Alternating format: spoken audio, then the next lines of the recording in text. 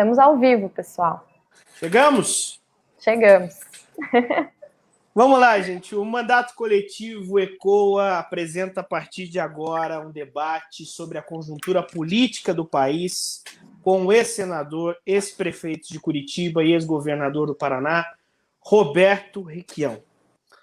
O jornalista esportivo Juca Kfouri diz que para se entender o Brasil, precisa sujar o tênis com o concreto das arquibancadas. Travou. Então, quero pedir permissão para fazer uma analogia para introduzir o nosso debate com o 7-1. Só que um 7-1 da política que começou em 2013. Em 2013, a esquerda e a direita foram para as ruas. E o nosso campo achava que a gente ia ganhar a semifinal e ir para a grande decisão. Aí começou o primeiro, o segundo, o terceiro, o quarto, o quinto, o sexto, o sétimo gol da Alemanha. O gol do Oscar talvez tenha sido a soltura do ex-presidente Lula. Para apresentar esse debate e essa prosa que a gente vai ter a partir de agora, eu chamo então a Mariana do Mandato Coletivo ECOA, que vai apresentar os debatedores, e aí a gente vai tentar entender um pouco desse 7-1. Boa noite, Gabriel. Boa noite, Requião. Obrigada pela participação, por ter aceitado esse convite. Eu sou a Mariana, eu sou artista visual de formação, eu desenvolvo pesquisa na área de gênero e tecnologia e também estudos urbanos, e eu faço parte do Mandato Coletivo ECOA, estou construindo junto a nossa candidatura à vereança de Curitiba. Eu trago comigo mais próximas as pautas do feminismo e socioambientais, e junto comigo, dentro desse mandato, nós somos em 7. Eu tenho o Setembrino, que é cacique da aldeia... Sem Wi-Fi. O Gabriel teve uma interrupção e você também uma grande agora. Eu não consegui entender a introdução do Gabriel, não escutei. E deu uma cortada na sua agora, Mariana. Eu vou te explicar daqui a pouquinho, Requião. Eu estou conseguindo ouvir, Requião. Será que é a sua conexão? Você desapareceu e o som desapareceu, do Gabriel também. Vocês não estão pagando a Copel. Aqui desapareceu. Para vocês também desapareceu? Para mim tá ok, na verdade, desde o começo. Eu consegui ouvir o Gabriel, e agora, ouvir a Mari. A minha mulher está dizendo que a internet aqui de casa também apagou. E eu tenho 300... Você que não pagou a Copel. Você fica falando da privatização. Você fica falando de privatizar a Copel, Requião, e aí o pessoal te boicota. Hã? Deixa eu dar uma olhada no meu modem. Então vamos esperar um pouquinho. Então vamos fazer assim, gente. Enquanto o Requião vai vendo a conexão dele, eu passo a bola então para valer para ti, Mariana. Você faz a apresentação do coletivo ECOA e aí eu vou explicar de novo a analogia do 7-1, porque eu sei que o Requião gosta de um futebol e vai conseguir responder essa. Tá bom. Então, como eu estava falando, junto comigo eu tenho o Setembrino, que é cacique da aldeia Cacaneporã. É uma aldeia urbana aqui em Curitiba, é a maior aldeia do sul do país. Comigo também tem a Marcele, ela é advogada e ativista antirracista. Tem o Fabrício é motoboy e faz parte, é líder comunitário lá no Umbará. Tem também a Rosilei é ela é assistente social, e ela também é ex-conselheira tutelar, e ela faz parte, então, também do nosso mandato. A Alessandra, que é da Frente Única de Cultura, e é artista visual também, e ativista LGBT. E tem também o Thiago, que está participando aqui comigo hoje. O Thiago faz parte do Sindicato dos Psicólogos e é professor. A gente decidiu usar essa estratégia, né, do mandato coletivo, porque a gente entende que as decisões precisam ser mais horizontais na política. É uma tentativa de hackear esse sistema, que é um sistema que realmente precisa de reforma, mas enquanto a reforma não acontece, a gente não vai esperar ela vir de graça. Então, a gente quer permitir a participação mais plural e mais horizontal na política. Essa é a nossa proposta com o mandato coletivo. Eu sei internet. Vixe, mas tá com 4G aí, Requião? Porque a gente tá te vendo. O problema aqui é com a minha internet. A Copel me derrubou. Estou tentando medir aqui, está baixíssima. Vixe. E a minha internet deveria entregar 300 mega. E para subir, 150. Mas você não escuta a gente, Requião? O som, sim, e a imagem está saindo também, mas está muito baixa.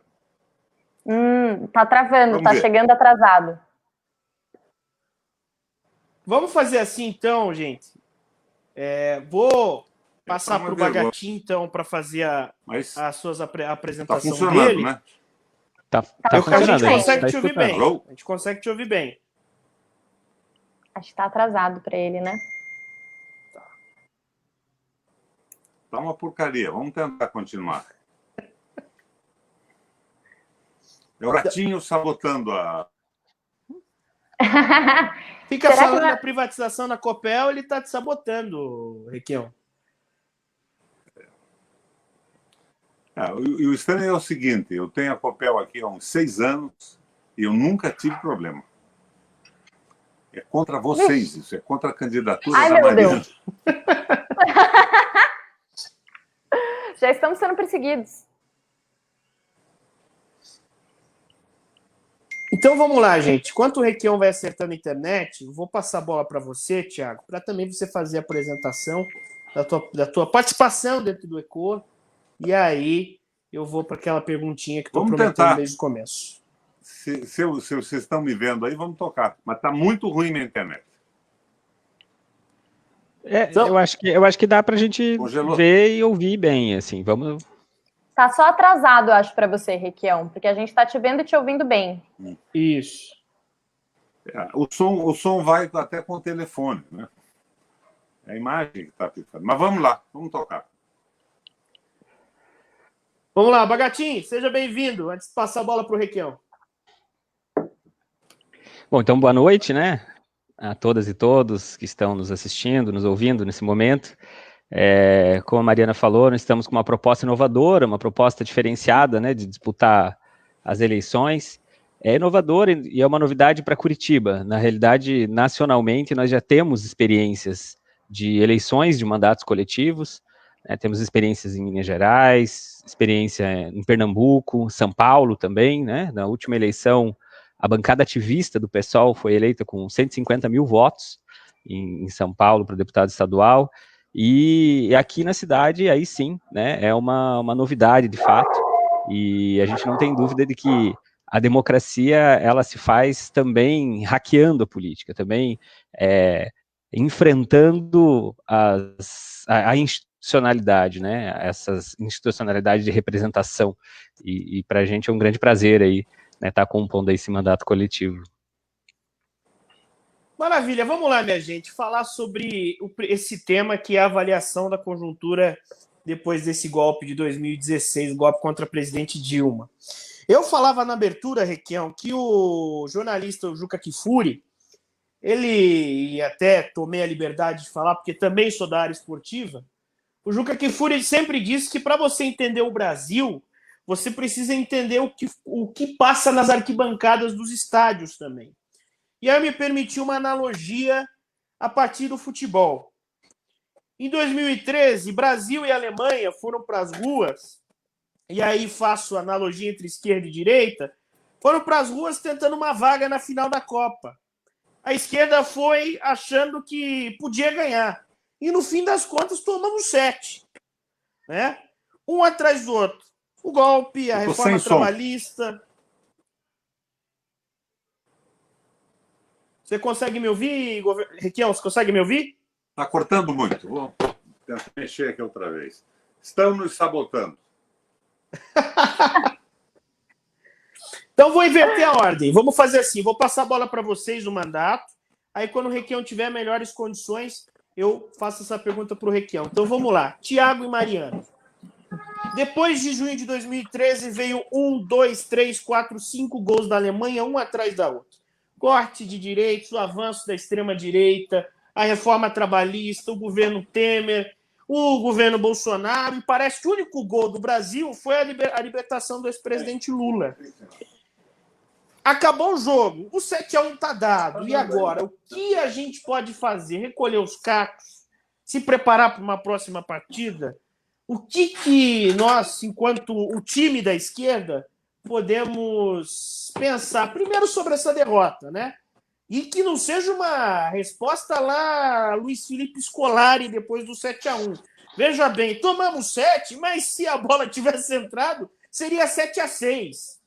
Então, primeiro, como a gente pode explicar essa derrota e também como a gente pode pensar no futuro, nos próximos jogos, no campeonato como um todo, que é a luta de classes, essa grande Copa do Mundo que a gente vive ano após ano. Vou passar a bola para você primeiro então, Thiago.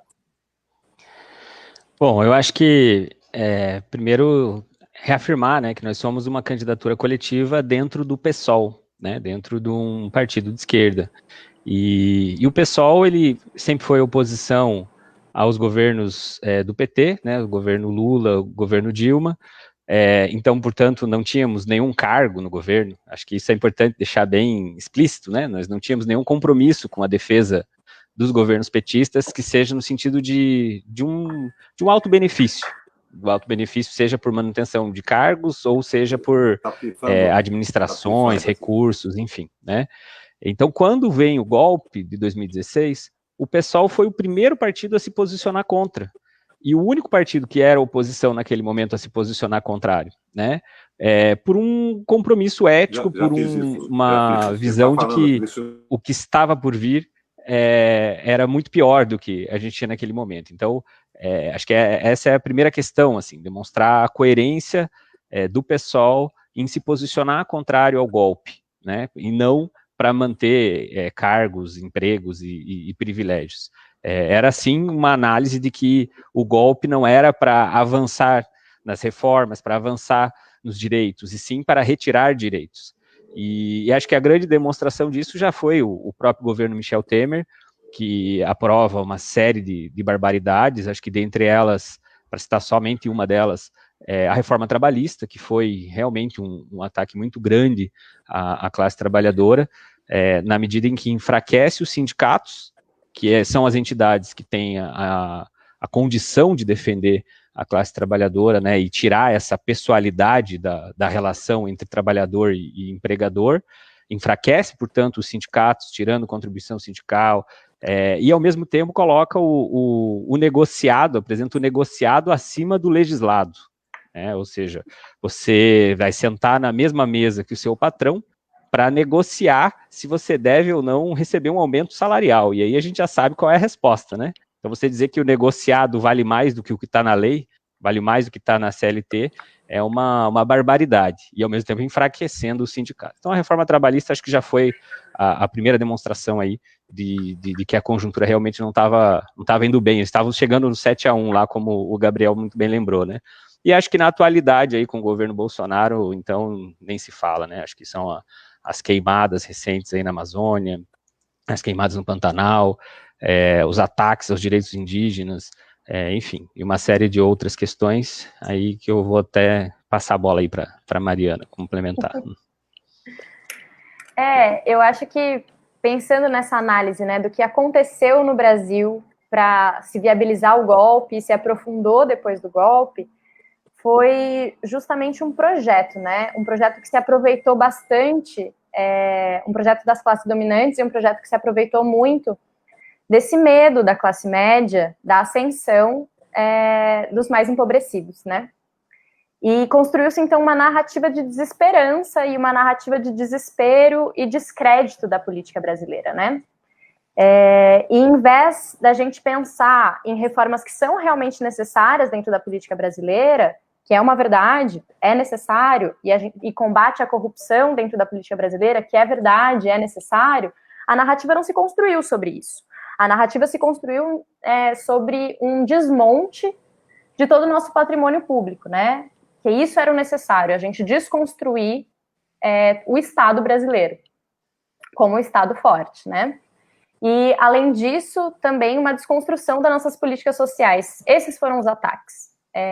E foi, então, o entendimento de que, para fazer isso, você precisaria de uma equipe de não políticos, de uma equipe de não políticos, bem entre aspas, né? E de tecnicistas, também muito entre aspas. E a partir disso, então, se constrói essa desesperança e se aprofunda esse projeto que já é um legado dentro do Brasil, de desinteresse da população pela política. Porque a gente sabe que estados autoritários, estados antidemocráticos, precisam da nossa não participação para se aprofundarem e para se perpetuarem. Então, esse cenário e essa narrativa muito profunda que se constrói, de um antagonismo muito forte e da política como um lugar escuso, é um projeto mesmo que aprofunda, então, essa desesperança, no momento que não era para ser desesperança, no momento que era para ser de muita luta, no momento que era para ser de grande participação. E retira, então, as pessoas desse processo, né? Faz com que elas entendam que a sua participação é justamente lavar as mãos da política, é quem não é político, é essas pessoas que nós vamos colocar ali, como se isso fosse possível, ou então como se fosse possível viver fora da política, né? A política é justamente a teia que constrói as nossas vidas, né? E se a gente não reconhece isso, a gente está vendo o resultado de não reconhecer isso, de achar que a política não tem nada a ver com as nossas vidas. Acho que é isso. Requião, consegue nos ouvir melhor agora?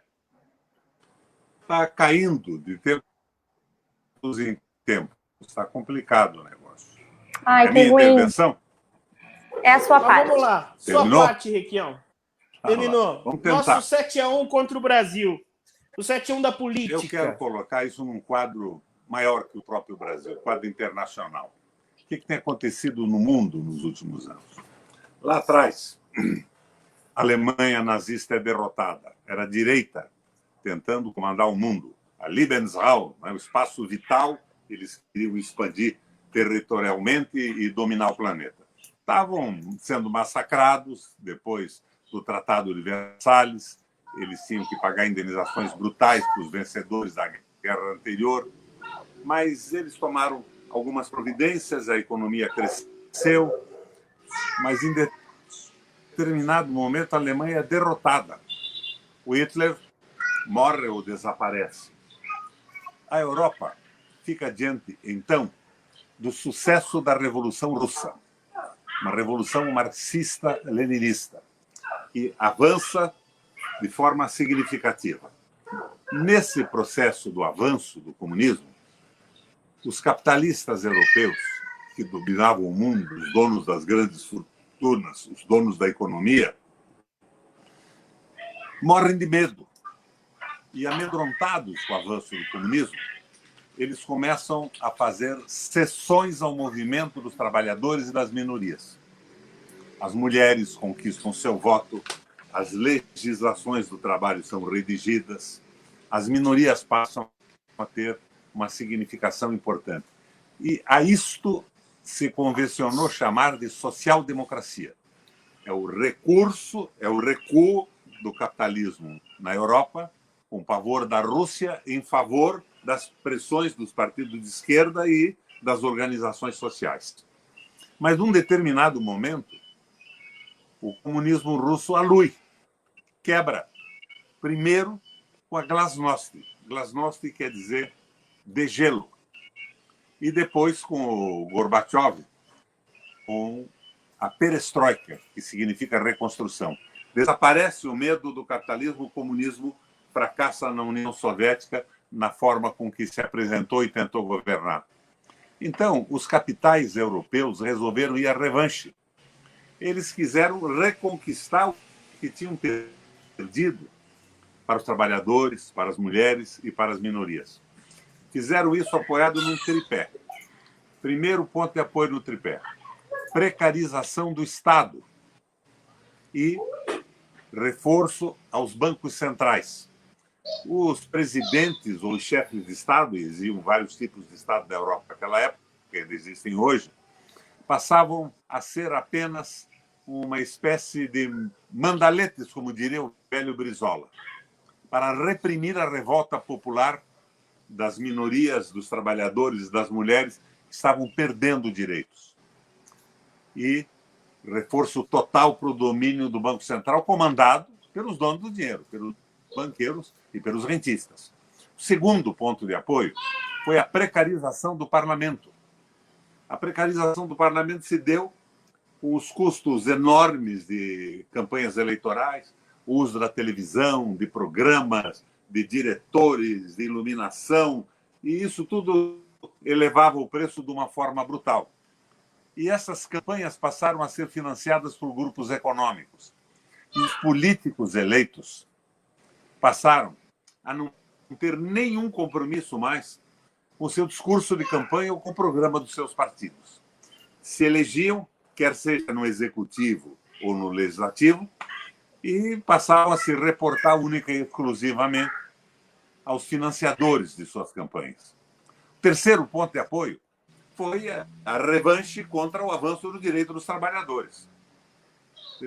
A destruição da política sindical, das garantias trabalhistas, da legislação que dava e assegurava vantagens aos trabalhadores, e o fim dos sindicatos, o corte das possibilidades econômicas de sobrevivência dos sindicatos, culminando com a liquidação da aposentadoria pública, privada e pessoal dos trabalhadores, a tripartite, que tinha sido criada, evidentemente, que não foi pela Rússia comunista, tinha sido criada lá atrás pelo Bismarck na reunificação da Alemanha. O Bismarck se suportou em ideias de um economista e filósofo que chamava-se Johann Schacht. Não é o Schacht alemã, é o Johann, que ele dizia o seguinte: a nobreza e o direito hereditário dos nobres foi combatido pela burguesia, que cresceu na Idade Média fora das muralhas da cidade. Trabalhou, produziu, se transformou economicamente numa força poderosa e não se conformava mais com os privilégios absurdos dos aristocratas, que se suportavam no direito ao hereditário e nos seus títulos de nobreza. E a burguesia, economicamente enriquecida, era em número muito maior que a nobreza. Ela se levanta e derruba a nobreza e consagra aí nesse processo a propriedade privada. Vocês podem ver isso na própria Revolução Francesa e na Constituição dos Estados Unidos. Foi um reflexo desse processo. O Johann dizia o seguinte: os trabalhadores agora, com esse regime de poder da burguesia, enriquecimento e trabalho da burguesia, são em maior número. Eles estão trabalhando muito, mas eles só têm para a sua sobrevivência a sua força de trabalho. Quando eles envelhecem e essa força estiola, eles não têm como sobreviver. Já o burguesão tem o lucro do seu capital, a renda das propriedades e vive muito bem. Então, o Johann Schacht dizia o seguinte: assim como a burguesia derrubou a nobreza, os trabalhadores, os proletários, que são em maior número e crescem a cada dia e que não têm como se manter na velhice, quando a sua força de trabalho estiola, vão derrubar a burguesia. O Bismarck disse não. Na Alemanha, não. E o Bismarck criou a aposentadoria pública com a participação do Estado, do patrão e do empregado, para evitar o levante da população na miséria, dos excluídos. Veja, até isso, esse processo de revanche agora quer acabar. Liquidar com a aposentadoria dos trabalhadores, com a estabilidade do trabalho, com as garantias sindicais. Então, nesse tripé surgiu a volta do liberalismo econômico, que é a falta de identidade com a população, a falta de fraternidade e de amor, ao qual eu entrei na política para me opor a isso. E tem hoje um parceiro incrível. É estranho, porque ele é argentino. Estou brincando, né? É o Papa Francisco. Está batendo duro de frente no capital financeiro e nesse domínio. O Papa diz: o dinheiro, o capital, como dizem os marxistas, é importante quando monta uma fábrica, faz evoluir a tecnologia, produz bens e serviços e sustenta com salários decentes os trabalhadores, que pode se incluir no mercado de trabalho, de consumo, garantir a educação, a saúde e uma vida decente para as suas famílias. O liberalismo econômico não tem identidade nenhuma com a população. É uma coisa totalmente alienada e selvagem e é uma regressão à Idade Média, a períodos anteriores ao da Idade Média, que começaram a ser combatidos pelo Bismarck lá no começo do século passado, na reunificação da Alemanha. Bom, isto no Brasil se transformou num projeto que foi a encomenda dos bancos americanos e do capital financeiro que queria dominar o mundo através da globalização. Governo único, as nacionalidades não existem, as características de cada povo têm que desaparecer, valem os proprietários do dinheiro, os rentistas que vivem do seu próprio capital, e o trabalhador semi-escravizado é um objeto na produção. Não tem importância nenhuma. Aliás, o capitalismo financeiro não se incomoda nem com a produção. Se ele puder ganhar nas bolsas, na ciranda financeira, vendendo ações na alta e comprando na baixa, ele não quer produzir rigorosamente nada. Escraviza povos e países com empréstimos absurdos, controla os bancos centrais e, com isso, controla a subida extraordinária dos juros, escravizando países inteiros. Este projeto no Brasil chamou-se Ponte para o Futuro e foi feito por um grupo de economistas, entre os quais o Marcos Lisboa, que era o secretário do Tesouro, ou coisa equivalente, do Lula. Então, vocês vejam, eu entrei de corpo e alma contra essa proposta. E no Senado da República eu era a única oposição ao governo do PT. Sou amigo do Lula, sou amigo da Dilma, mas eu nunca aceitei a proposta econômica liberal do Meirelles, do Joaquim Levy, daquela gente toda. E quando eu vi que o Temer, o Jucá e aqueles caras estavam cumprindo um papel a favor do capital rentista e contra o povo brasileiro, eu me coloquei contra o impeachment. Mas eu era a única oposição à política econômica do Partido dos Trabalhadores, que tem avanços incríveis. Salário mínimo aumentado garantiu a entrada de milhões de trabalhadores no mercado de trabalho e, portanto, no mercado de consumo. As universidades foram abertas. Não simpatizei muito com o financiamento das universidades privadas, que fez aparecer no Brasil milhares de pequenas universidades que não ensinam porra nenhuma e iludem os alunos e os pais dos alunos e que são pagas, financiadas pelo governo. Deviam ter investido mais nas universidades públicas. Embora, veja, eu não sou contra a existência de uma universidade privada. Uma confessional, por exemplo. Uma igreja tem direito de criar uma universidade, divulgar a sua ideologia, o seu credo, à custa dela, né? E o Estado, em determinados momentos, pode até financiar, mas daí exigindo a formação no currículo básico que complementa a necessidade de criação de filósofos, de pensadores, de sociólogos, de engenheiros nas matérias físicas. Então, minha gente, eu me coloquei contra isso tudo. Agora, o que aconteceu nesse processo? O interesse geopolítico dos Estados Unidos ia desmoralizando a política. Todo político. Não é verdade. Não é verdade. Eu entrei na política com o desejo de reformar o mundo. E eu não mudei até hoje. Estou sem mandato. Eu fui liquidado nessa última eleição. Mas continuo falando. Inclusive, vocês devem perceber que eu me disponho a conversar com vocês nesse momento com o maior prazer. Eu acho que nós temos que trabalhar na formação de quadros médios e da opinião pública brasileira. Mas eu me opunha à política do PT. Agora, quando eu vi o que queriam fazer, o que era a Ponte para o Futuro, eu fui me opor com corpo e alma. E vocês devem ter observado que quem mais se opôs à Lava Jato, à prisão do Lula, os excessos judiciais, fui eu. Não foi nenhum personagem do PT que tenha me igualado na dedicação a esta causa, que era uma causa de preservação do Brasil. Joguei pesado nisso. Mas eu virei um inimigo do sistema. Vocês devem saber que 3, 4 dias antes da eleição para o Senado, o Ibope, a Datafolha e a pesquisa interna do PMDB, aquele tracking, diziam que eu seria o mais votado do Brasil em relação aos eleitores existentes no Estado. No dia 8, eu perdi a eleição. Eu perdi em Curitiba Perdi para o Arnes, que já tinha sido senador. Não é um sujeito indecente, eu respeito, de certa forma, o Arnes, mas não tem participação política alguma. É um zero à esquerda no Senado.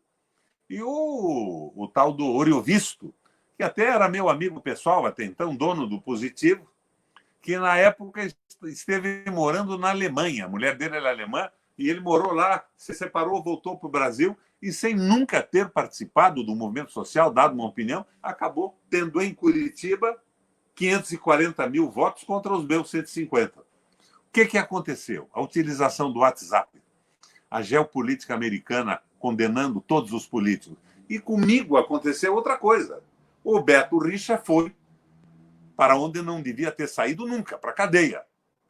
O Beto Richa, preso, criou a oportunidade do movimento que dizia o seguinte: o Requião está eleito. Não votem mais no Requião. Evitem a eleição do Beto Richa votando no Arnes e no Oriovisto. E Oriovisto colado na Ratazana, aqui no Ratinho, que é o governador do Paraná, acabou tirando o primeiro lugar e eu fiquei em terceiro. Para mim, tanto faz. O mandato não é a condição sine qua para mim exercer a minha vocação e o meu desejo de, na política, provocar mudanças. Mas o que acontece?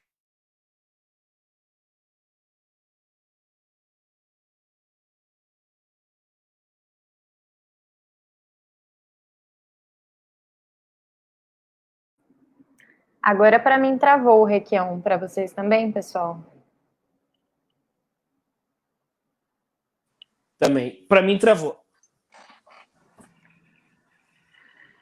É isso, é uma análise profunda, né? É uma análise cheia de referências históricas.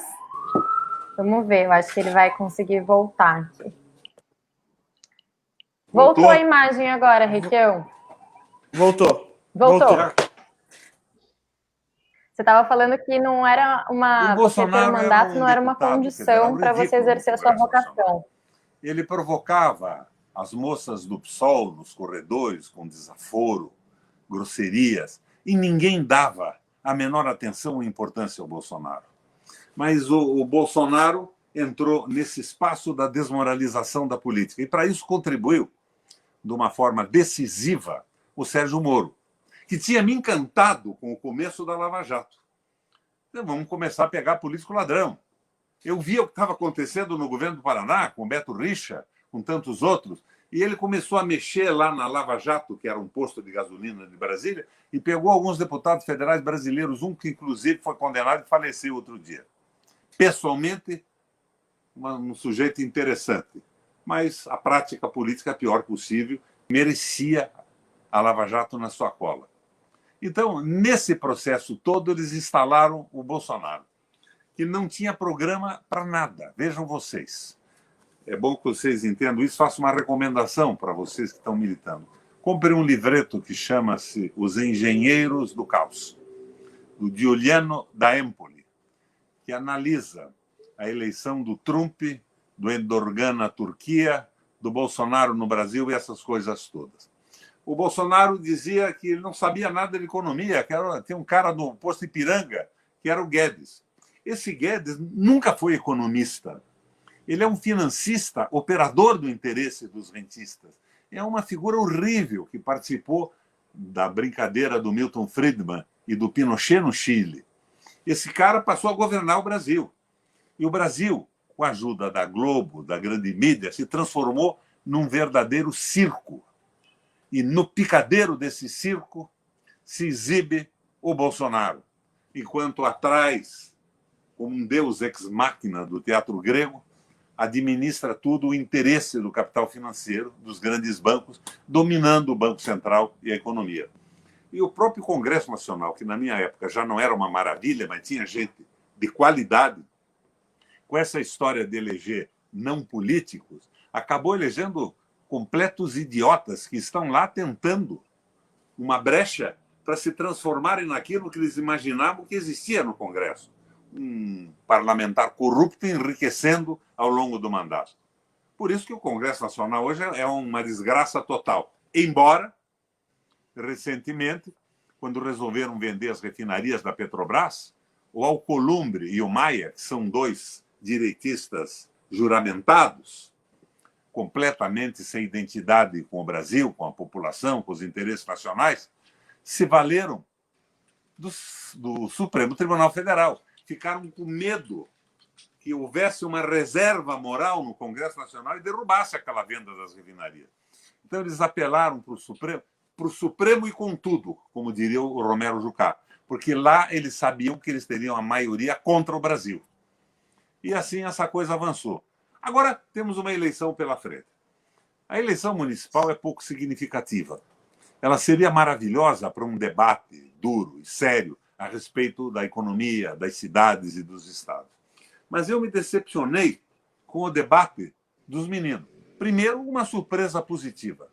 Eles falam português correto, são alfabetizados, mas ninguém teve coragem de enfrentar o motivo pelo qual o Rafael Greca está no Estado. O Greca esteve com o Lerner, traiu o Lerner, esteve comigo, me traiu politicamente. Não acho um mau sujeito, acho que ele tem algumas qualidades. Mas ele fez essa aliança com o Beto Richa para ir para a prefeitura para manter o poder do sindicato dos concessionários de transporte coletivo, daquela ICI que privatizou a informatização da prefeitura e o domínio dos rentistas e dos ricos sobre a cidade. Agora, eu acho um contrassenso combater, por exemplo, a recapagem do asfalto do centro e a pintura. Não, é bom. Só que a administração pública não é só isso.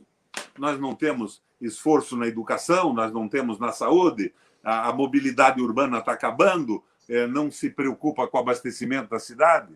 E tem aquela fixação europeia, né? Ele andou lá por Roma, uma época, então ele quer construir fonte, ele quer construir portais e monumentos, mas não há na administração do Rafael, que tem algumas qualidades operacionais. Eu não sou inimigo dele, até pessoalmente nos damos, não tem a qualidade de identificação com o povo, ele não tem nada a ver com o povo pobre das periferias, o povo sem casa, o povo excluído. Então, eu acho que esta campanha seria a oportunidade de um debate. E eu fiquei com a impressão no debate, de repente, que eles estavam debate de alto nível. Tiago, quem gosta de debate de alto nível é que tem o rabo preso. O debate de alto nível só é bom para o Rafael.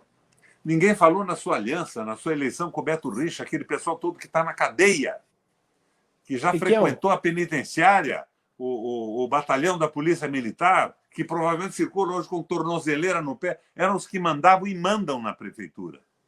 O Rafael foi levado à prefeitura numa conjugação de interesse para evitar que surgisse um prefeito amalucado, como eles dizem, como o Requião, que baixou a tarifa de transporte coletivo, que criou a frota pública e que fez políticas públicas de abastecimento e governou para o povo da cidade.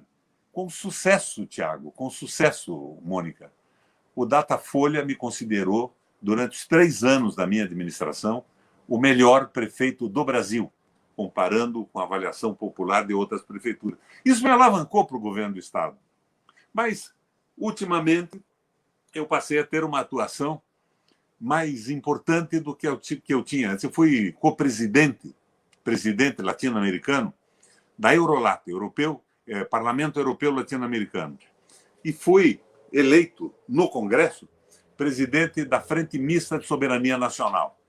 Nesta frente mista, criada por parlamentares da decência e da consistência ética do Patrus Ananias, eu escrevi uma carta a todas as embaixadas acreditadas no Brasil, dizendo para eles o seguinte: vocês estão comprando do governo Temer, no momento estão comprando do governo Bolsonaro, bens públicos, empresas estratégicas indispensáveis para a retomada do desenvolvimento.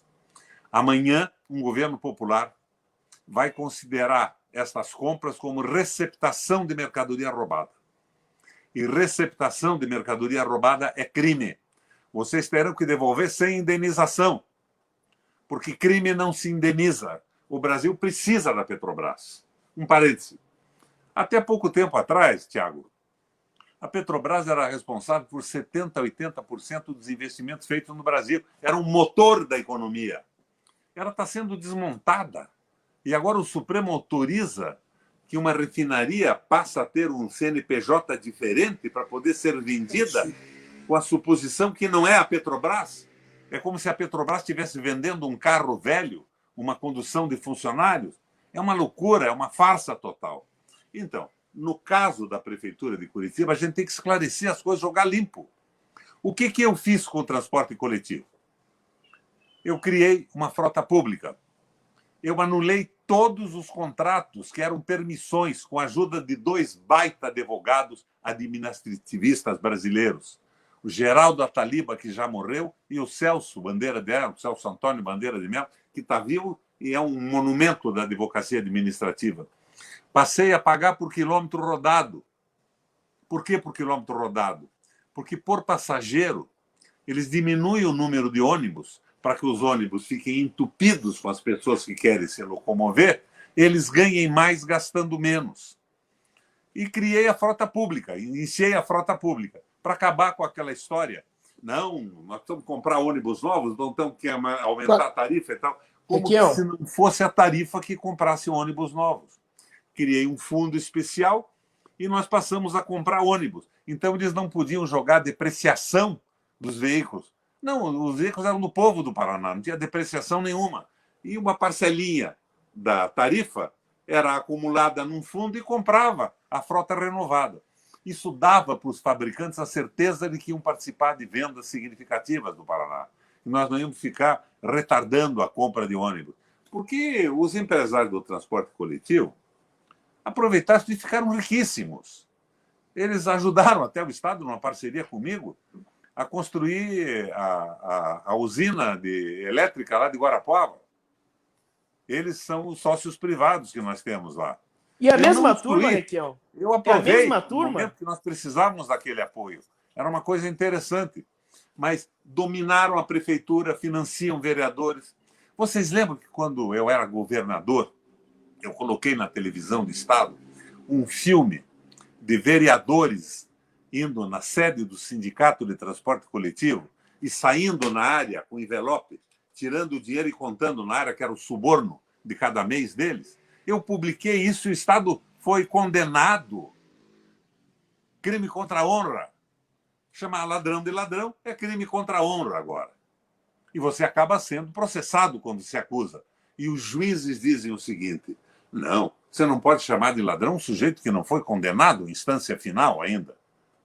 É uma coisa completamente amalucada, é surreal isso tudo. Então, você é candidata a vereadora. Eu acho bacana esse negócio das pessoas jovens entrarem nesse processo. Mas, como eu não sou candidato a nada, e não estou chorando apoio, mas eu gosto de dizer o que eu penso, o Nelson Rodrigues dizia o seguinte, quando lhe perguntavam: o conselho que você daria aos jovens? O Nelson, não eu, dizia o seguinte: envelheçam, meus filhos. Estudem, aprendem e envelheçam. O meu filho, o Requião Filho, fez um videozinho hoje que eu assisti e gostei muito. Ele diz: política de jovem. O cara diz: não, nós vamos fazer política para os jovens. Nós vamos construir campos de futebol, campos de basquete nas cidades e tal. Política para os jovens é investir na formação deles, é investir na educação, em ensino profissional, em conhecimento e dar oportunidade de emprego. E é isso que não está havendo mais no Brasil. A nossa economia está numa recessão simplesmente brutal. A perda da bolsa em dólar pela apreciação, pela desvalorização do real é a maior da história. Nós estamos numa regressão industrial fantástica e o Bolsonaro continua fazendo visagem.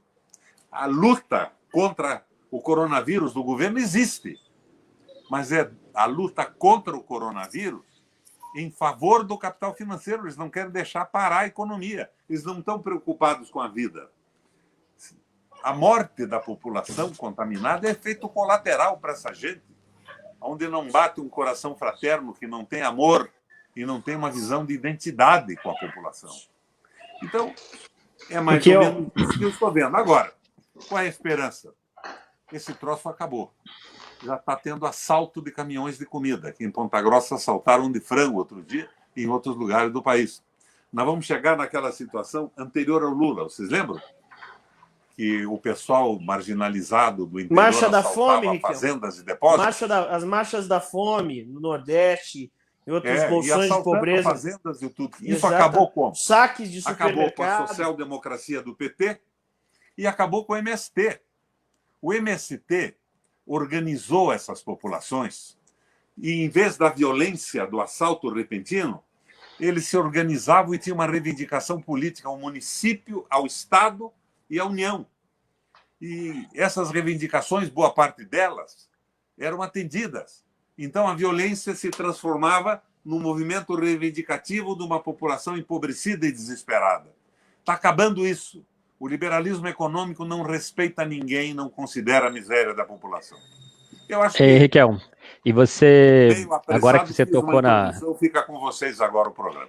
Vamos Quando lá. você toca na questão da pandemia, né, eu acho que é algo que estamos vivenciando aí com muitas dores, né, a quantidade de mortos aí no Brasil, já passamos estamos nos aproximando aos 150 mil pessoas mortas, né, por conta do Covid, e aí a gente vê que ao mesmo tempo, paralelamente a isso, a gente vê uma série de desvios, né, de recursos que deveriam ser destinados ao fortalecimento do SUS, e ao invés disso estão indo para as OS, estão indo para as terceirizadas, né, para as famosas fundações da atualidade, Mas esse, me quando perdoe, na verdade esse é o primeiro sinal de corrupção, né? O primeiro sintoma esse é um da problema para a corrupção. polícia e para o Ministério Público. O desvio é apostar na morte das pessoas num vírus que é elitista. Esse vírus está matando o pobre. Rico morre também, se ele tiver comorbidades. Mas você veja, o Rafael Greca anunciou que tinha Covid num dia, no dia seguinte ele foi para o hospital, no outro dia teve alta. Provavelmente um super atendimento com aquele ozônio radial de Itajaí, com hidroxicloroquina, com vermífugos especiais. Os mais ricos que têm um atendimento decente e não têm comorbidade sobrevivem. A mortalidade é muito maior entre os mais idosos das faixas mais pobres da população. Então diz, mata mais preto. Sim, porque são mais pobres. A gente tem claramente, né, governos em todas as instâncias aqui, né, no Paraná até o governo federal, que entenderam que a dinâmica de poder entre classes se altera profundamente quando os trabalhadores desfrutam de direitos sociais, né? Então, justamente por isso, eles atacam esses direitos sociais. Eles fazem esse ataque flagrante, né? Que foi, por exemplo, a reforma da Previdência, que é um retrocesso absurdo. E chegando aqui em Curitiba, inclusive falando do que você falou, né? Sobre o nosso transporte, a gente tem agora só nesse período de pandemia, um repasse para as empresas de transporte de 120 milhões, que são o nosso dinheiro público, que podia estar sendo para o desfrute da população. Com esse tanto de dinheiro para a gente salvaguardar lucro de empresa de transporte, eu tenho certeza, porque isso não é o único repasse, né? Existe um contrato com a prefeitura desse transporte. Com esse dinheiro todo, eu tenho certeza que a gente poderia ter um transporte realmente estatizado, público de qualidade. Não tenho dúvida. Mas tivemos, Mônica. Eu, quando assumi a prefeitura, tinha um sistema de transporte que foi bem montado. Quem montou o sistema do Paraná foi o Rafael Deli. Era filho do Rabino, engenheiro e trabalhava com Lenin. Ele montou. Ele se inspirou na Finlândia. Transporte pesado num eixo e transporte mais leve nos dois lados para possibilitar a mobilização dos automóveis, das bicicletas e da população. Era um sistema interessante. Eu fiz mudanças. Eu paguei não paguei por quilômetro rodado, não é? Paguei por quilômetro rodado, não paguei por passageiro.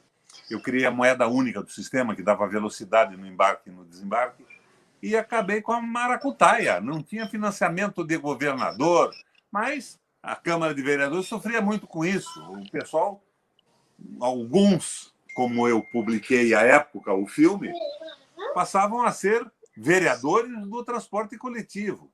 Agora, isso tudo é possível mudar, mas não com um prefeito que você não analisa o caráter, as propostas e as ligações. Se o cara dá 120 ou 200 milhões para o Gulim e para os donos de concessionária, como é que ele pode ser candidato à reeleição? embora tenha qualidades na manutenção da cidade, no asfalto, é um bom pintor de asfalto, e isso é bacana na cidade, eu gosto disso também. O mobiliário urbano conservado, apreciado. Mas não é possível. No debate, ninguém falou nisso, minha filha. Nada. Nem PT, nem nada. O João Arruda, que é meu sobrinho, fez uma proposta. Não, eu vou desapropriar as garagens. Claro que isso é bacana. Você entendeu por quê? Porque estas empresas, se elas são donas da frota de milhares de ônibus e são donas das garagens estrategicamente colocadas na cidade, quando você faz uma concorrência, ninguém ganha deles. Se a garagem for pública, você tem uma concorrência melhor para os que querem operar o transporte coletivo. A minha tese era frota pública, garagem pública e operação privada. Por que operação privada? Porque eu sabia que nas prefeituras anteriores às minhas, aquele caos todo aconteceu, porque os vereadores empregavam pessoas nas empresas de transporte para não fazer nada. Inchava com cabos eleitorais, eu quis evitar isso. Então, a operação privada não me assusta, desde que a propriedade seja pública. A China faz isso hoje. Dizem a China é capitalista. Não. A China tem uma proposta de soberania nacional de desenvolvimento sólida e delega a operação.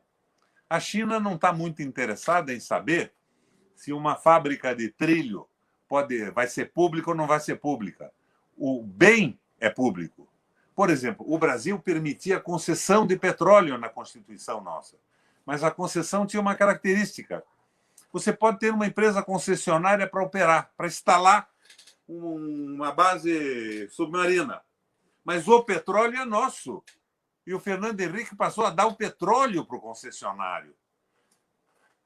O Jimmy Carter, que foi presidente dos Estados Unidos, e que é um sujeito com uma capacidade de enxergar a humanidade com o coração magnífico, escreveu uma carta ao Trump outro dia. Ele dizia o seguinte: o Donaldo, eu sei por que você tem tanto medo da China. Porque os Estados Unidos, num determinado momento, tinha garantias de direito e nível de salário que não agradava aos grandes capitalistas, aos empresários. Então, eles foram para a China. A China, há 30, 40 anos atrás, não tinha nada, nem sindicato tinha. E um trabalhador chinês, naquela estrutura medieval da economia, se conseguisse um emprego numa fábrica, ele garantia o almoço dele e o jantar da família. Então, era um trabalhador de muito baixo custo. E eles foram para a China e saíram dos Estados Unidos. Então, o que o Trump grita hoje? Não tem problema de emprego nos Estados Unidos, de desenvolvimento, porque todo mundo foi embora. E os Estados Unidos deixou de investir na saúde, na educação, fundamentalmente na estrutura de ensino, e investiu 300 trilhões de dólares nas Forças Armadas. Porque qual era o objetivo da política americana, da geopolítica americana? Conquistar todas as gerações significativas de energia no mundo, de petróleo e de minérios estratégicos. Eles não querem mandar no Brasil, eles não querem atender os desesperados que não vão ter o que comer, eles querem ser donos do petróleo e dos minérios. E querem nos subordinar como uma grande fazenda, como eram as plantations na Inglaterra. Os ingleses fizeram isso com a África, as plantations da Inglaterra na África, e ao mesmo tempo que eles ficam donos do petróleo, dos minérios e vendem bens industriais para nós. Então, nós estamos sendo transformados numa colônia antiga. E o tal agronegócio que está satisfeito com isso, que ganhou muito com as compras aumentadas da China, não percebeu ainda. E eles estão autorizando vender terras brasileiras sem limite de tamanho. Agora, Daqui a pouco, Requião, Mariana, eu, o Tiago e o Gabriel, não vamos poder nos movimentar no Brasil porque estamos entrando em áreas monumentais e privadas. Privatização de energia elétrica é privatização do regime das águas. É uma loucura tudo isso. E nós temos militares, generais, de pijama ou sem pijama, que, na verdade, eu tenho insistido, o que eles não têm é pijama, eles não têm inteligência, eles não têm um coração e não têm identidade com a população brasileira. Nós estamos num momento terrível, mas isso vai acabar. Eu tenho certeza que vai acabar. Agora, o que é que eu precisava acreditar? Acreditar que, no Brasil, os partidos políticos faria um programa único de transição. Não precisa ser o programa dos meus sonhos, Mariana. Os meus sonhos são grandes demais. Eu sou trineto do lugar-tenente do Frei Caneca na Revolução Federalista. Eu sou neto do sujeito que criou o primeiro partido socialista no Brasil, em Curitiba, Rio Grande do Sul, Rio de Janeiro e São Paulo. Um sergipano. Eu queria ver mudanças mais pesadas, mas hoje, depois de ter lido Guerreiro Ramos, eu sei que nós temos que mudar para espaços democráticos que o povo possa evoluir. E, no momento, é um projeto de desenvolvimento nacional, de criação de emprego e de devolução de garantias do trabalhador. Não estou pedindo a velha CLT, que dava aposentadoria para os parlamentares, para os juízes, para os procuradores, para as carreiras de Estado, e dava uma certa vantagem para os sindicatos. Eu acho que nós temos que rever isso, mas rever com o foco de garantir a possibilidade dos trabalhadores, garantir a soberania nacional, um referendo revogatório para o povo dizer tudo que esses governos venderam foi compra de mercadoria roubada por quem comprou. E nós queremos de volta. Não estou dizendo a você que todas as estatais são maravilhosas. Tem estatais que são criadas no governo para determinada política e servem para aquela política. Mas os fatores da economia vão mudando e, de repente, não precisa mais daquilo. E ela se perpetua com um plano de cargos e salários e os trabalhadores dizem que têm o direito adquirido de não fazer mais nada. Então, você pode incorporar esses trabalhadores, não é desempregar o pessoal, incorporem outras coisas, acaba o que for supérfluo. Mas as estatais que eles acabaram, a Vale do Rio Doce foi vendida e depois o PT faz um acordo de governabilidade, não mexeu em nenhuma das 63 privatizações do Fernando Henrique. O Fernando Henrique nunca mais foi acusado de nada. E nem os parlamentares do PSDB foram acusados no escândalo da CC5, como mandavam o dinheiro das gorjetas das privatizações para fora do Brasil. Aquilo tudo foi um silêncio para o Lula poder governar. Não aceito isso. E não vou dizer para você, mais uma vez, que não tenha feito o PT coisas maravilhosas. Quero te fazer uma pergunta. Eu estou no PMDB ainda. Eu sou o filiado número 1 do PMDB no Paraná. Eu ajudei a construir o partido aqui. Mas eu digo a você que o PT é o único partido ainda que tem uma identidade profunda e uma ramificação pesada com a população trabalhadora do país. Tem muito picareta ainda. Você me falou agora do mandato coletivo. Eu converso, às vezes, com a Gleisi e ela me fala um pouco sobre o mandato coletivo dela. O diretório do PT tem 75 membros. As minorias, os grupos, os agrupamentos, ninguém consegue transformar isso numa coisa operacional. Talvez um mandato coletivo que seja um pouco menor possa discutir melhor as coisas. Mas tem que ter um programa claro, único para o Brasil. Não é o programa do PSOL, não é o programa do PT, não é o programa do Ciro, não é o programa do Haddad, mas fundamentalmente eu vejo que os nossos candidatos à presidência da República estão se propondo a serem administradores da pacificação popular. Nenhum candidato levantou a voz com força agora contra a decisão do Supremo Tribunal Federal. Os candidatos não dizem que não aceitam Banco Central dependente dos banqueiros. O Banco Central tem que cuidar do emprego, tem que cuidar do crescimento nacional, tem que estar subordinado a um projeto nacional de desenvolvimento. Eles estão se propondo ao quê? Não, deixa que nós, com políticas compensatórias, damos Bolsa Família, Bolsa Primo, Bolsa Parente, nós seguramos a população na sua revolta. Ou seja, eles estão se propondo a administrar como capitães do mato o descontentamento popular que pode explodir. Eu quero mais do que isso. Queremos. E isso espero que vocês queiram também, inclusive Mariana, na Prefeitura de Curitiba. E aí, acho que parte um pouco do que o Requião falou sobre a importância de ter um programa conjunto do campo. E aí a pergunta que eu faço também aqui para a roda. Os desafios de constituir esse programa de um campo popular, de um campo progressista, e juntar todos os lutadores, os ativistas. Óbvio, a gente tentou aqui, que pelo menos debatendo em relação à realidade de Curitiba, ainda tentou se debater sobre uma possibilidade de frente, uma frente eleitoral, até mesmo em torno do próprio nome do Requião, mas ainda esse processo não se consolidou. Quais são os desafios para a gente conseguir constituir não só uma frente, mas um campo com capacidade de disputar com o bolsonarismo, corações e mentes agora, para que a gente construa não só um projeto eleitoral. A eleição tem de 2 em 2 anos, mas a luta de classes ela ocorre na esquina de cada rua desse país. Como organizar os lutadores agora? Né? Para esses desafios. É recuperar o trabalho de base, por exemplo, que foi abandonado, é entender essa nova classe trabalhadora agora que encheu tem hoje. Agora voltou a internet do Requião. Agora, para falar sobre isso, estamos cheios agora aqui.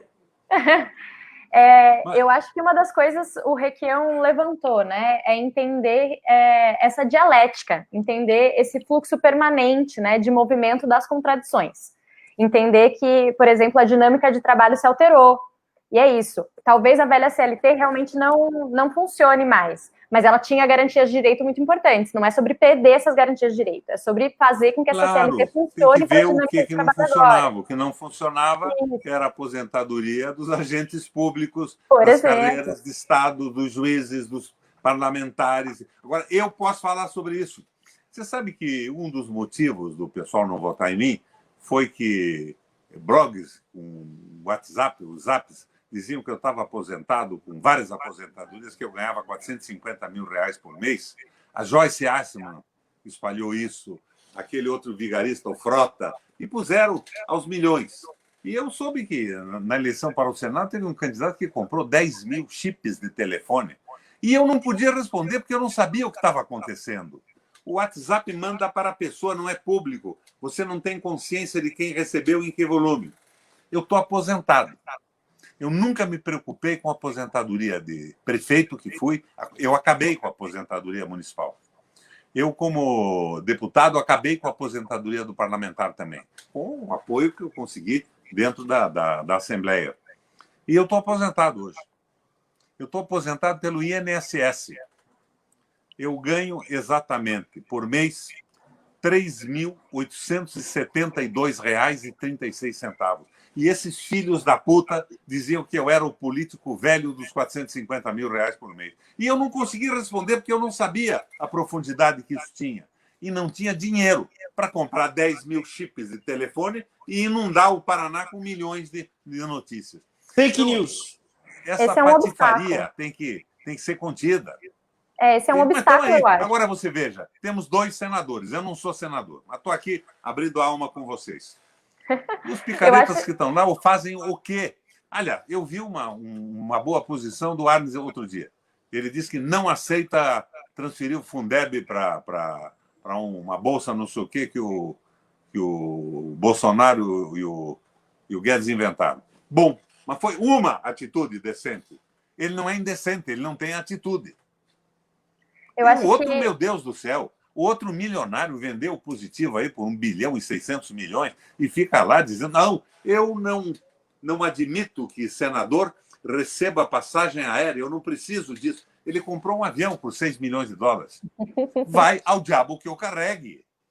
Agora, um operário que se eleja senador lá no Amapá, em Rondônia, vai como? Trabalhar e voltar para a base. São vigaristas. A nova política, alguns acreditam nessa bobagem. É a tal da nova Outros política são vigaristas do novo. mesmo. É a tal da nova política do novo. Eu até vou passar a bola para o Tiago e para a Mariana. É a tal da política do novo. É o governador, que é um ricaço, que chega prometendo não vou usar o jatinho do Palácio Iguaçu, vou usar o meu próprio. Como combater essa turma também, Tiago? Esse candidato a prefeito aí, que foi candidato da outra vez, eu vi no debate, o João Guilherme. Do Novo. Mas ele tem um contrato de 58 milhões com o INSS e com a prefeitura. Quem vai pagar é o INSS. Eles dizem que são contra, né? O fundo o fundo eleitoral, né? Essa é a principal bandeira deles. Eles dizem assim, olha, não vamos usar o fundo eleitoral. Usar os 58 milhões do contrato estranho que ele tem. Mas para eles, né, é muito mais fácil dizer que não vão usar o fundo eleitoral na medida em que eles têm os compromissos com os grandes empresários para financiar suas campanhas. O fundo eleitoral é um exagero. E aí, por exemplo, por exemplo, vou dar um exemplo clássico, acho que nós temos um monte de exemplos, mas a Lava Jato, com todos os problemas que nós tivemos, né, de perseguições, que acho que todos nós aqui temos ciência das barbaridades que foram cometidas dentro da Lava Jato, né, mas ela, de alguma forma, revelou a relação promíscua entre empreiteiras e partidos políticos, né? Mas esqueceu só a Odebrecht... entre os juízes e os promotores. Perfeito, né? Também existem uma série de outras relações promíscuas. É muito pior, porque é aí que você resolve a inocência deles. Mas, por exemplo, só a Odebrecht, ela financiou a campanha da Marina Silva em 2014, né? Financiou a campanha da Dilma e a campanha do Aécio. Essas grandes empresas, elas não têm compromisso nenhum com ideologia.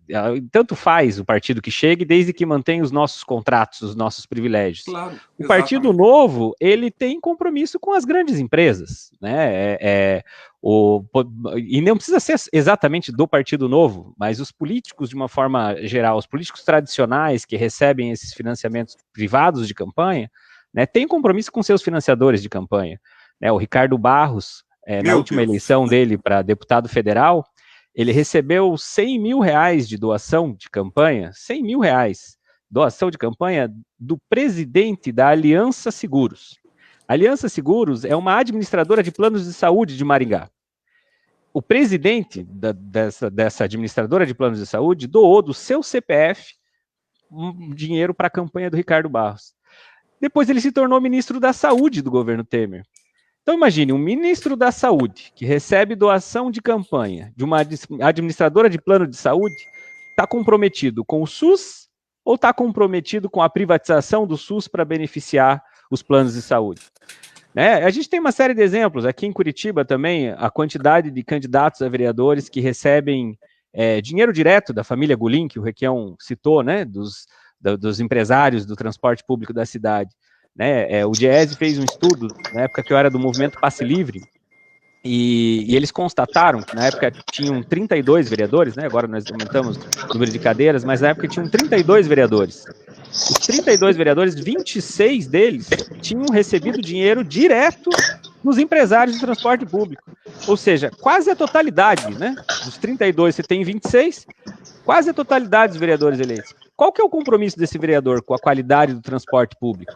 Obviamente que o compromisso deles é com as pessoas que pagam o seu financiamento de campanha. É um assalariado. Né? Então, acho que... Exatamente, né? É um assalariado. Então, acho que para saber como de fato os candidatos e as candidatas vão se portar na Câmara de Vereadores ou no Parlamento de uma forma geral, basta saber quem paga a sua campanha. Né? Então é muito mais fácil para o Partido Novo, por exemplo, que não esconde as suas relações promíscuas aí com o empresariado, dizer que é contra o fundo eleitoral, por exemplo. Né? Mas não é só isso, né? Você pega um Oriovisto, ele pode pagar a campanha dele. Também, né? São mega empresários. Por 1 bilhão e 600 milhões. Então não é isso. E daí vai lá dizer que não tem que ter transporte do Estado para o parlamentar, tem que ir a pé, de ônibus, de bicicleta. É de uma hipocrisia total isso. Uma hipocrisia total. Agora, um assunto que eu queria abordar... Eu nunca me incomodei com isso. Eu fui deputado estadual. Não me incomodei com a aposentadoria. Eu fui prefeito de Curitiba. Acabei com a aposentadoria da prefeitura já como deputado. Eu fui senador 2 vezes, governador 3 vezes, e estou aposentado com R$ 3.872,36. É uma merda isso. Eu acho que eu andei, em relação ao meu conforto da minha família, errando. Mas pô, não era o meu objetivo isso.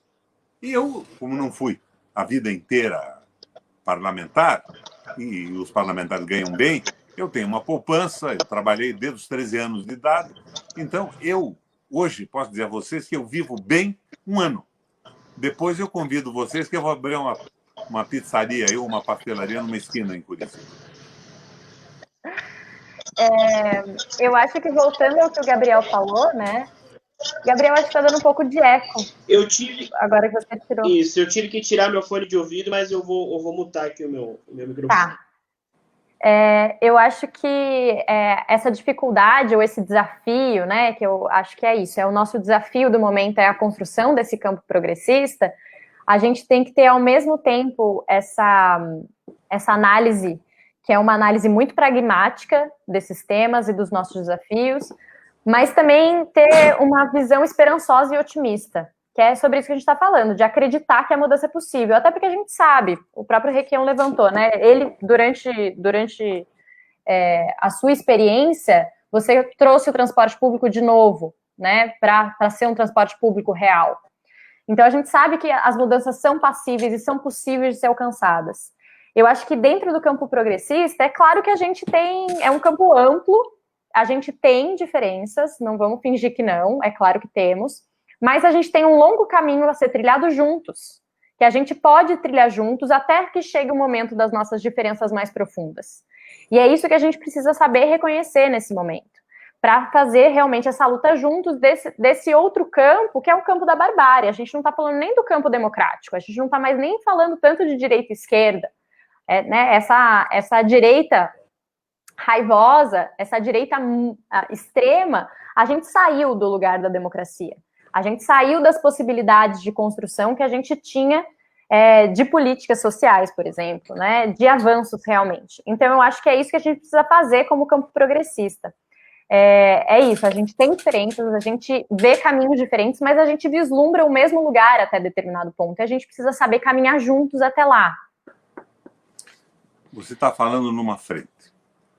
A frente se constituiu no governo do Lula. O Lula foi uma frente. Quando ele fez aquele acordo de não mexer nas privatizações do Fernando Henrique, de não mexer na CC5, de não mostrar o nome, o governo fez, não mostrar o nome do pessoal que recebeu o dinheiro em Nova York, que o Ministério Público americano e a Polícia Federal de Nova York conseguiram, sumiu. Até hoje ninguém sabe isso, né? Foi um acordo pela governabilidade, foi uma frente ampla. Quando começaram a tentar derrubar Dilma, bem, eu acho que, eu já disse a vocês que eu me opus à política da Dilma pesadamente. Vão no acervo de discurso do Senado, de posições, eu bati duríssimo nela. Mas ela é uma mulher honesta. Ela não é uma pilantra. Embora tenha muito pilantra no PT, e mais ainda no meu partido e nos outros. A desmoralização da política se espalhou no Brasil de uma forma impressionante. Isso que dá o suporte na cabeça da população para a Lava Jato. Só que, de repente, se descobre que a Lava Jato não estava preocupada com a corrupção. Como é que o Aécio Neves está solto, o Fernando Henrique não tem processo? Eles estavam preocupados em entregar o petróleo. O que esse governo fez até agora, o Bolsonaro, além das trapalhadas, da revelação do comportamento deles, de políticos do baixo clero, de roubar dinheiro de funcionário do gabinete, essa história toda? Entregou a Petrobras. Se não tivesse entregado, se tivesse o Lula entregado a Petrobras, não tinha caído ninguém. Eles querem o domínio energético do mundo, da Petrobras, e, no consenso de Washington, nos transformar numa grande fazenda, fornecendo grãos e carne e minérios a preço barato para o mundo. Então, nós fomos vítima disso. Agora, a Dilma sofre o impeachment. Nós montamos uma frente contra o impeachment. Depois te digo como é que ela foi empichada. É um troço incrível. Nós tínhamos 30 votos e ela não seria empichada com isso. Mas, bom, conto depois. Daí, os 5 ministros dela eram senadores. Da Frente Ampla, né? Era a governabilidade. Eles saem do ministério e vão para o Senado e votam pelo impeachment da presidenta deles. Você vê que Frente Ampla. A Frente Ampla tem que ter uma visão. Frente se opõe a alguma coisa, partido propõe. A Frente Ampla do PMDB lá atrás, PMDB, você sabe por quê? Dizia que era contra a ditadura militar. Cada um sabia por quê. Tinha que derrubar a ditadura, depois a gente ia ver o que ia fazer. A Frente Ampla hoje tem que ser claramente pela soberania nacional, pela reconquista das estatais, pelas garantias dos trabalhadores e pelo desenvolvimento do Brasil, criação de emprego, de salário e retomada do desenvolvimento. O cara que disser eu sou a favor do liberalismo econômico, eu acho que os bancos têm que mandar no Banco Central, não pode entrar em frente ampla nenhuma. Ele é um inimigo. Se ele entrar, nós somos o cavalo de Troia. Frente ampla com o Rodrigo Maia. Mas eu acho que... Frente ampla com o Alcolumbre. Eu fui senador do Alcolumbre 4 anos. Sim. Simpático sujeito, nunca vi ele abrir a boca lá 4 anos. Mas tem uma diferença, né, Requião? Tem uma diferença das finalidades de uma frente, né? Claro. Uma frente para governar um país que é constituída com base na troca de favores, eu te dou um ministério aqui, te dou um cargo ali, desde que você seja minha base no Congresso, é uma frente que está afadada ao fracasso, né? Se nós temos, de fato, um programa... Uma frente nacional. A frente nacional, exatamente. É o interesse da banca, dos rentistas e o interesse do Brasil. E o do Brasil tem que ter soberania, respeito ao trabalho, geração de emprego e democracia.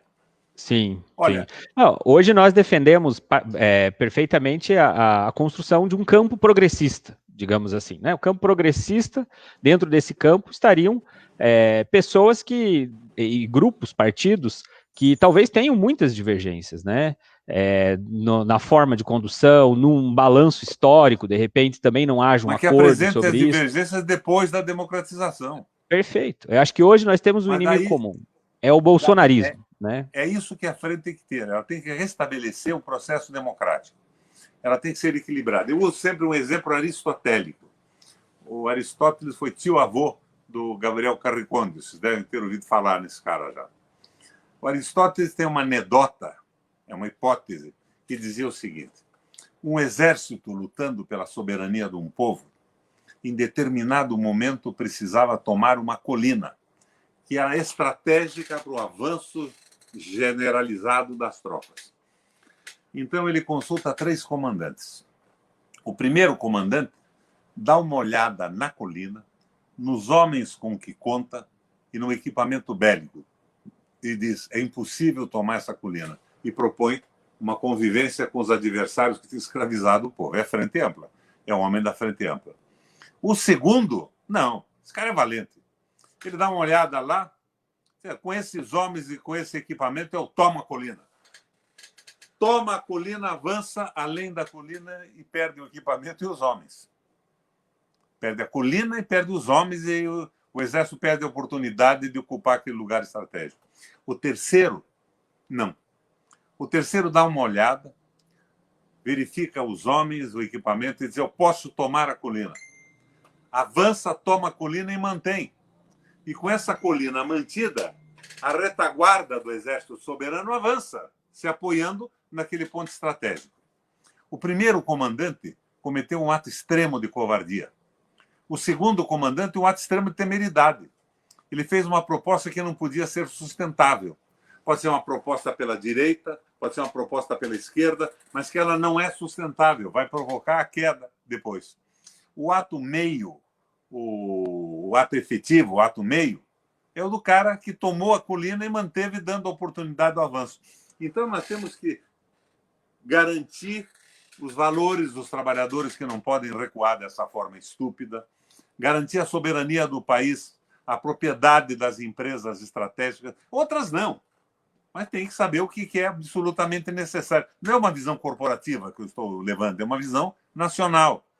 E garantir o espaço democrático. Os partidos aí que proponham para a economia, para a administração pública, as suas ideias. E essas ideias são submetidas ao crivo eleitoral. Então é a população brasileira, com avanço de consciência, que vai mudando isso. Ora, nós não podemos aceitar essa regressão. E o povo não vai aceitar. O povo conheceu a CLT do Getúlio Vargas, o povo conheceu a incorporação no mercado de trabalho do consumo do Lula, conheceu as políticas compensatórias. Ele não vai aceitar a semi-escravidão que propõe, sem garantia nenhuma.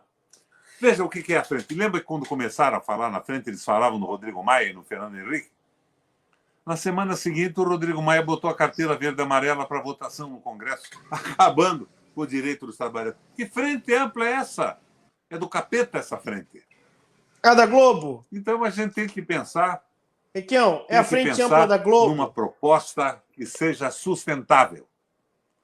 Eu gostaria de avançar muito pela minha formação política. Não, tem que avançar o que nós podemos sustentar e que for possível. E deixar que a grande discussão política brasileira faça avançar.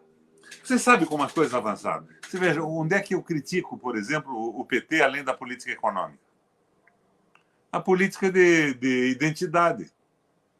Ah, o Requião, então, é homofóbico? Eu sou presidente de honra do LGTBS do Paraná.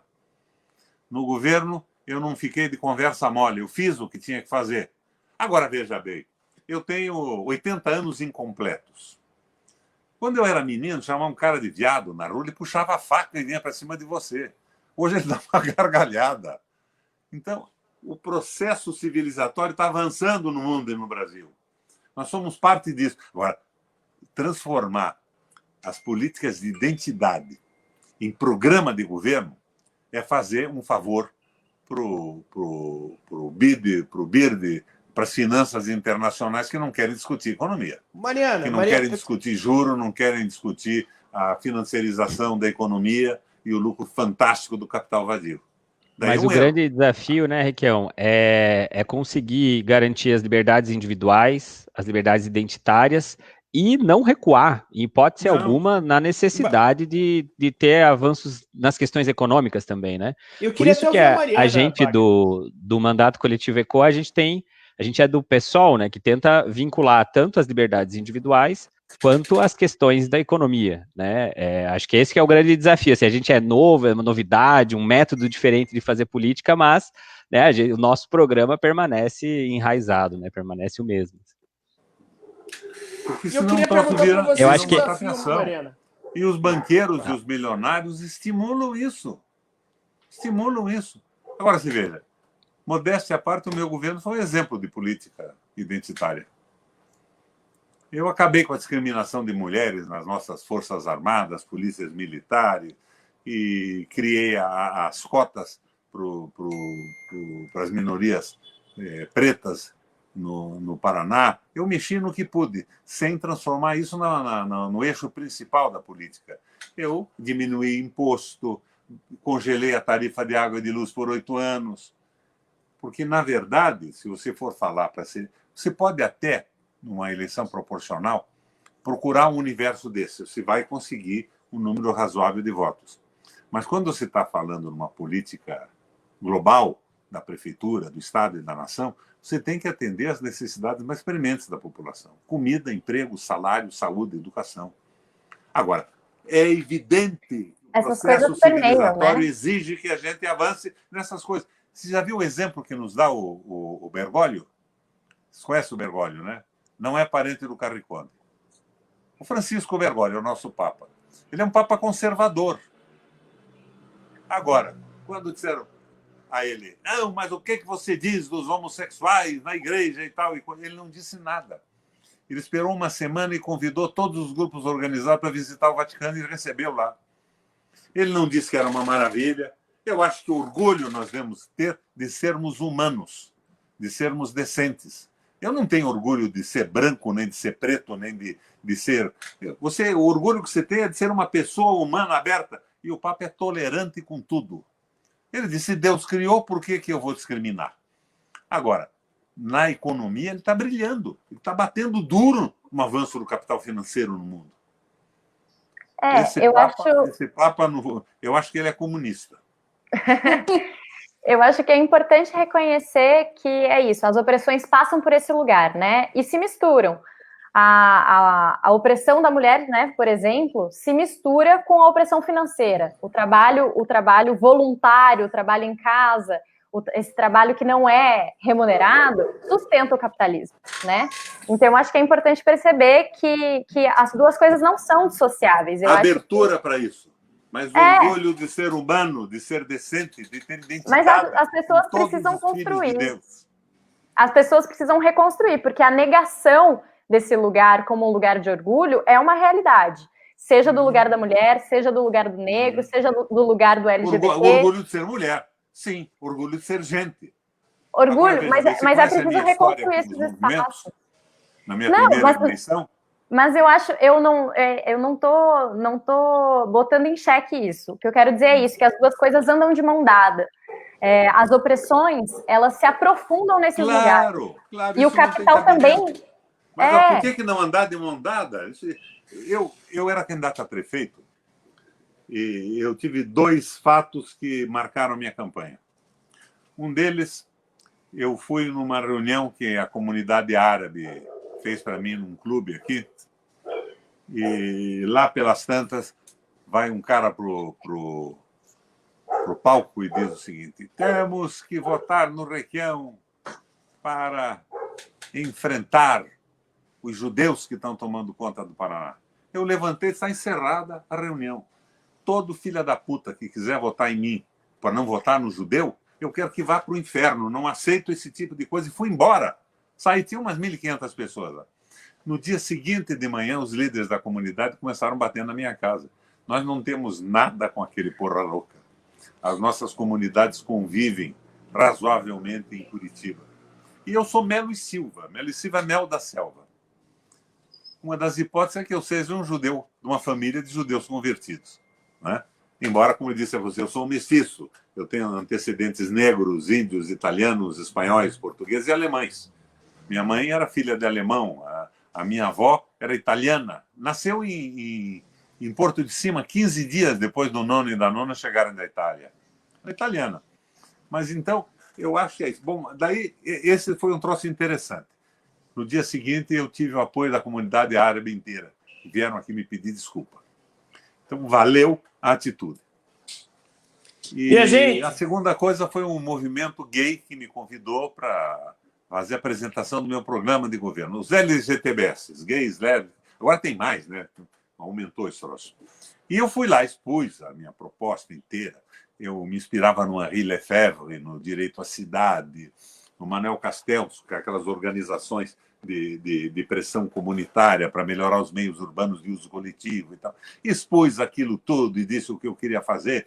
A cidade tem que ser a cidade da esquina, do direito à esquina, a cidade do encontro, a cidade onde as pessoas se encontram nos estabelecimentos comerciais, conversam e tal. A cidade tem que vestir o homem como a concha veste o molusco de um caracol. Mas daí levanta um cara lá no meio daquelas 1.500 pessoas. Requião, nós queremos saber o que você tem a dizer para nós que somos viados. Daí eu resolvi fazer o espetáculo. Eu não sou o Bolsonaro, mas fiz o espetáculo também. Eu parei, peguei o microfone, fui na frente, parei 1 minuto, 1 minuto e meio, e disse para eles: olha, eu sou heterossexual. Tenho sido assim, é o meu comportamento, a minha genética me definiu a isso. Mas eu quero dizer a vocês que se amanhã ou depois eu vier a me apaixonar por um rapagão, preconceito algum vai me roubar a felicidade. Foi aplaudido de pé e logo depois disso, com as políticas que fiz na prefeitura e no estado, eu fui eleito presidente de honra, escolhido por ele, presidente de honra do movimento. Então, a tolerância é tudo. É a tolerância tolera tudo. Para além da tolerância, é garantia de direitos, né? É isso. Claro. Claro. Mas, de repente, você resumir tudo a uma política identitária, você não consegue se comunicar com a população mais. Isso, não se resume, e a política permeia. identitária tem que avançar com o processo civilizatório. É impossível que não avance. A boçalidade não pode permanecer no mundo. E nós temos avançado. Dá para você ver quanto nós avançamos. Minha gente, é um fato. 8h30. Avançamos muito, né? Avançamos bastante. Mas se deixa, ficamos até amanhã. Avançamos no horário. O Tony Reis, por exemplo, entrava lá no Palácio. Será que dá para fazer umas... Sem dar bom dia para o segurança da entrada. O pessoal dizia, mas como? Porque é meu amigo, porra. Agora, então, eu acho que o momento... Será que dá para fazer umas últimas considerações, Gabriel? Mas eu acho que você tem que começar a pensar e dizer o que você acredita. Não fazer nenhuma concessão eleitoral. Se você representar ou tiver pessoas que acreditem no que você pensa, você se elege sem começar a fazer concessões. Eu consigo falar com vocês dessa forma O pessoal diz, o Requião está fora da política. Não, não estou. Ontem mesmo eu vi uma entrevista do Bresser Pereira, em que ele diz que tem 3 candidaturas significativas à presidência da República do Brasil. A do Haddad, a do Ciro e a minha. Eu não sou candidato. Se eu me resolver ser candidato, Mônica, eu começo a pensar que não tenho que bater muito nos banqueiros, que não tenho que bater muito... a defesa dos funcionários públicos se transforma... Eu defendo a política do PT. Eu perdi a eleição também por causa disso. Mas se o PT é um credo, eu não sou devoto. Esse negócio de acreditar nas coisas não tem nenhum cabimento. Tem que ter explicação. O PT é uma frente política com qualidade e foi muito importante para o Brasil. O Brasil nunca mais vai esquecer do Lula. O trabalhador nunca mais vai esquecer da inclusão no mercado de trabalho. Então o pessoal diz, não, mas foi o crescimento da China e a compra das commodities. Sim, mas o Lula usou isso em favor do proletariado e do trabalhador. Se fosse o PSDB, tinha usado isso para criar mais 4, 5 trilionários. Não tinha investido na população. Então, nós temos um retrocesso. Mas esse retrocesso não vai apagar os avanços conquistados nos últimos anos, nos últimos governos populares. Com todos os erros. Os avanços estão registrados e não vão regredir mais. E nós vamos ter que superar essa conversa do Bolsonaro. Agora, se nós não tivermos uma candidatura única e um programa único, com quem? Que se me dá quem seja o candidato a presidente da República. Pode ser o Ciro, pode ser o Haddad, pode ser o Lula, pode ser qualquer um, desde que o programa seja claro, comprometido e que nós avancemos com sustentabilidade, sem exageros e sem covardia. Ato extremo de covardia não dá mais. Frente ampla, que não é porra nenhuma, a não ser a venda das lideranças para os financiadores de campanha, eu não aceito mais, não participo de jeito nenhum. O pessoal me pergunta, Raquel, você criticou, por exemplo, o debate dos prefeituráveis. Por que você não foi candidato se podiam fazer uma frente a você? Eu não fui candidato porque eu tenho que abrir espaço também. Agora, eu me joguei de corpo e alma no estudo da economia, da geopolítica, das contradições no mundo inteiro, do embate das filosofias, no desastre e no sucesso da União Soviética, como a Alemanha saiu da crise recessiva, como com a nova política alemã, Horace Greeley e Arnold Schacht, como saiu os Estados Unidos com o Keynes e a política do Franklin Delano Roosevelt, que, aliás, dizia que era aprendiz do Getúlio Vargas. Na visita dele ao Brasil, o discurso de despedida, ele disse, estou saindo aqui do Brasil satisfeito e aprendi muita coisa que vou empregar nos Estados Unidos com Getúlio Vargas. Foram aquelas políticas inclusivas do Getúlio. Se eu mergulhei nisso tudo, não foi para me candidatar a prefeito de Curitiba. Eu não estou atrás do mandato. Eu fui prefeito, fiz o que eu sabia, faria melhor hoje, mas eu não estaria usando tudo o que aprendi, um esforço pessoal e participação na política do mundo. Eu acho que faço mais conversando com vocês do que sendo candidato a prefeito de Curitiba. E o Carriconde já está dormindo, o olho dele está batendo ali, está dizendo para nós que acabou a nossa conversa. Tiago, nesse chega por hoje. Coletivo, o que você faz? Nós somos temos várias representações, né? Somos 7 pessoas, como a Mariana falou lá no início. Eu sou psicólogo, professor, sou vice-presidente do Sindicato dos Psicólogos do Paraná. Então, as pautas que eu tenho trazido para dentro do mandato são as pautas vinculadas à saúde e também as questões trabalhistas, né? E aí, além de mim, nós temos mais 6 pessoas, acho que a Mari falou no início, é bem no momento que você estava com um problema na internet, talvez não tenha dado para ouvir, né? Não escutei. Nós temos também o Setembrino, que é cacique da aldeia Cacané-Porã. Nós temos uma aldeia urbana, né, a maior aldeia urbana do sul do país, fica dentro de Curitiba, no município de Curitiba. Então, o cacique dessa aldeia está conosco também como um dos co-candidatos. Temos a Marcele, que defende a pauta antirracista, é advogada, participa da Comissão de Igualdade Racial da OAB. O Fabrício Carvalho também, que é motoboy, é da Associação de Moradores lá do Umbará, né, é um militante, um ativista das periferias. Temos a Alessandra, que é LGBT, que é também da Frente Paranaense de Cultura. Temos a Mariana, que acho que a Mari pode falar, pode se apresentar também, Mari, que é... Eu sou artista visual de formação, eu desenvolvo pesquisa na área de gênero e tecnologia e também de estudos urbanos.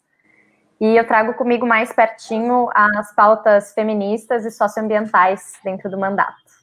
E temos também a Rosilei, né? A Rosilei, que é ex-conselheira tutelar e foi conselheira tutelar por 12 anos. Ela é da Associação dos Conselheiros Tutelares de Curitiba, da secretária-geral, né, da associação. Então, existe uma representação muito grande, cada um tem uma contribuição, mas além dessas co-candidaturas que estão na representação, nós temos mais de 200 pessoas, que estão construindo esse movimento. Que a ideia é que a gente não chegue lá sozinho, mas que a gente chegue lá de forma coletiva, né, defendendo um programa muito rígido, né, muito sério. O Venere faz isso também, né, Tadeu? É um pouco diferente, porque ainda a candidatura dele, por mais que ele tenha, né, o coletivo do mandato, mas ainda é focada, né, na figura dele. A nossa ideia é quebrar um pouco essa ideia de representações, né? Deixa eu comentar com vocês aqui agora como é que surgiu a democracia grega. Ela surgiu numa praça onde vendiam-se gêneros, faziam negócio à ágora. Eu já tive o prazer de visitar algumas vezes a ágora, estive algumas vezes na Grécia. E essa praça se transformava numa grande assembleia, onde a população participava e votavam com uma casca de ostra. Eu podia dizer sim ou dizer não, mas não eram todos que votavam. E não eram todos os assuntos que eram discutidos na água. A administração da cidade grega, do Estado grego, tinha algumas coisas que ficavam na mão dos governantes. Mas na praça votavam os cidadãos, não votavam os empregados, os escravos. Então era uma democracia elitizada. Agora, essa ágora, com a população toda de Atenas, acabou tendo dificuldade para funcionar. Dizia que reunia água para discutir, por exemplo, a construção de um pequeno monumento, a limpeza de um túmulo ou um serviço qualquer prestado, e não ia reunir a população para isso tudo. Então, a democracia grega passou a ser representativa. A população votava em representantes, se diminuiu o número de pessoas que iam representar, é um mandato representativo que você se candidata hoje. Mas, naquele momento, só os ricos podiam participar. Só os ricos podiam ir na praça, mesmo com mandato representativo. Os pobres tinham que trabalhar, tinham que prover a subsistência. Daí, se não me engano, foi o Péricles que criou o subsídio, um salário para que os pobres também pudessem participar do conjunto da população. Então, eu acho que essa representação no processo democrático é uma evolução.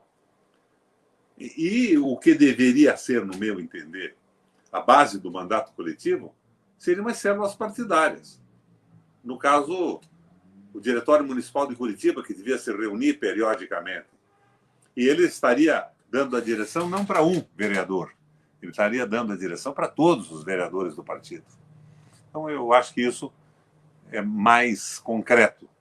E, de qualquer maneira, eu elogio a experiência de vocês. Vamos em frente, que atrás vem gente.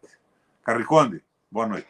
E a gente pede, Roberto Requião, para você também nos acompanhar, né? Você pode se surpreender bastante, não só com a campanha, mas também com um mandato, né? Que a nossa intenção é, de fato, chegar na Câmara de Vereadores.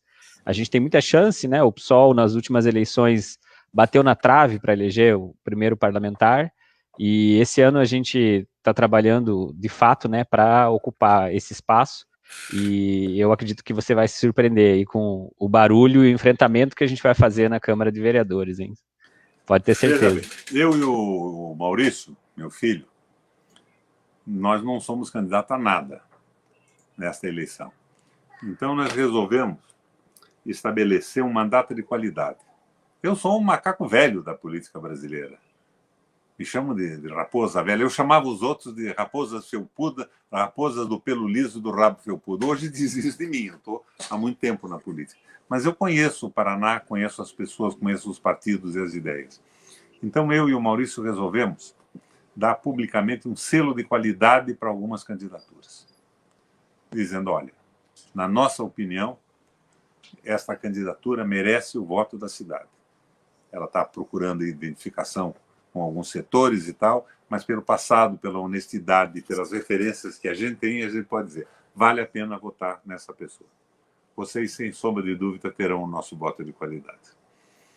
Vocês me entusiasmam pela participação, mas, veja bem, o meu conselho, tem que se debruçar sobre a economia, sobre sociologia e tudo isso.